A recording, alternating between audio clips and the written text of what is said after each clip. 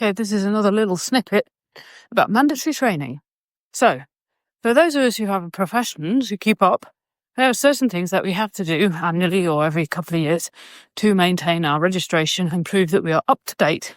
For example, data protection, consent and confidentiality, and stuff, right?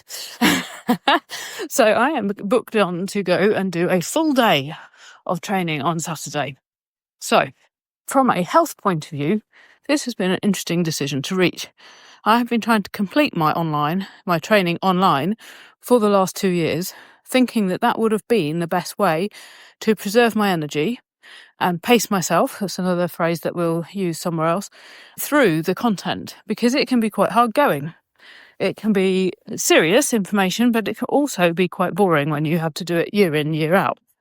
And online, I don't want to sit in front of a computer screen for 8 hours doing this training. So I thought, well, that would work really well to split it up into bits. Makes a lot of sense when you're dealing with your own long-term health condition. So that's what I've tried, but it has not worked because I have not been able to finish it all.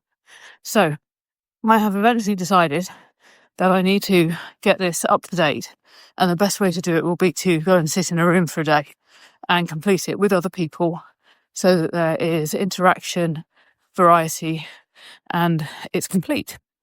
Now, the downside of this approach is that it's a full day I also need to travel to the venue, which means I need to stay overnight somewhere, and in my case also need to get some dog care for our Pedro. And so in itself, it becomes more than one day.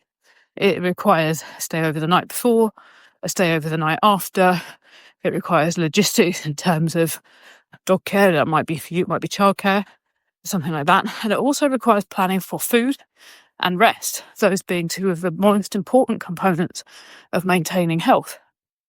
And the difficulty of managing those things on the move whilst trying to fit in a full day. Then, of course, notice that this is on a Saturday. Now, the ideal thing to do would be then to ensure that I had a day off in the week, a complete day off in the week, to accommodate the rest I've lost and therefore the rest I need, and or getting other life activities done.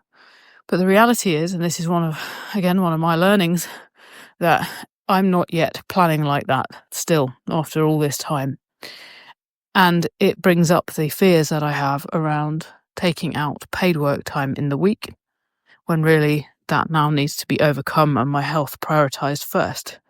So I wanted to just give you insight into really a day-by-day negotiation, that if you're living with a long-term health condition, these are the sorts of things that you are juggling. And this is, of course, on top of life anyhow. And you will already know if you have children or maybe another person that you're a carer for, that you're constantly juggling those responsibilities. And then you add in the mix that your own health needs. So I will update you next week on how that has gone and whether it was a good strategy or not. And I have already put rest times in my diary for next week, and I now need to make sure that I honour those. I hope that's been helpful, real-time reflections on what works and what doesn't for looking after your health as a business owner.